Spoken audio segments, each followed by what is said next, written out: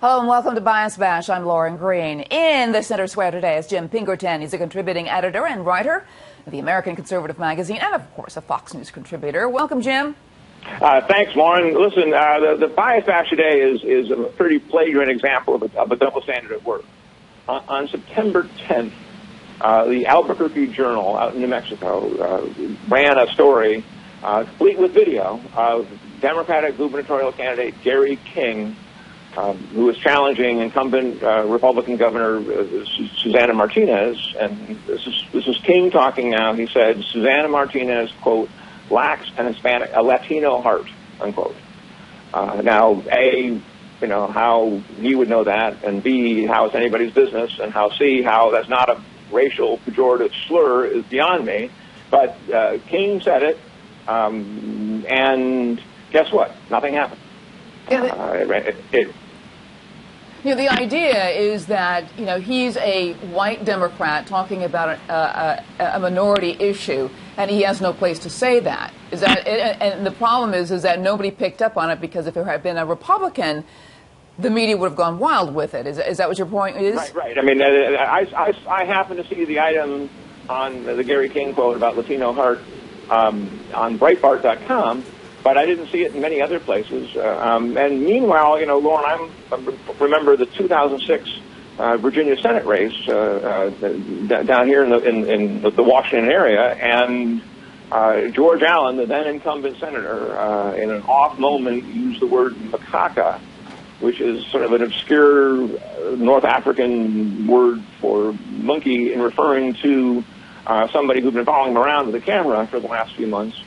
And that became a front-page story on the Post and national news for a month solid. And it almost certainly cost George Allen his re-election campaign that year, because the media just went nuts on it. And so there's a standard. George Allen uses the phrase, and he's a Republican, and the media kill him. Gary King out in New Mexico uses the phrase, and the media just stone cold ignore it. That's about as flagrant an example of bias to be deserving of being bashed as I can think of. Governor Martinez, in her response, she says, I'm not sure what Gary King meant by this. I'm not going to accuse him of racism. We certainly have different views on the issues, but I know what's in my heart, and I won't question what's in his. And the Republican Governors Association are demanding an apology from Gary King, who's the New Mexico Attorney General. Do you think he should apologize? Well, I do, but I think that Governor Martinez gave a very dignified response and so on. And it's again, you could say that the media sometimes make too much of these things. The George Allen thing was just an offhand comment, and he didn't really mean it, and so on. But the media went nuts on it.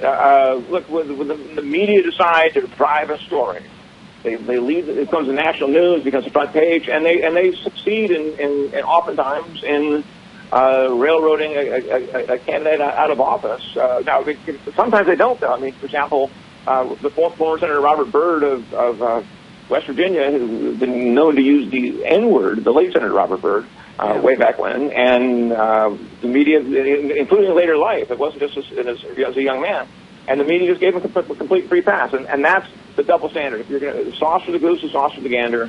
And if it was a big deal that George Allen said macaca, then it ought to be a big deal that Gary King says Latino heart. All right. Thank you very much, Jim Pinkerton. If you want to hear more media analysis on this topic, catch Media Buzz with Howard Kurtz, Sundays at 11 a.m. Eastern and again at 5 p.m. Eastern on the Fox News channel. Jim Pinkerton, Fox News contributor, thank you very much for being on Bias. Thank you, Lauren.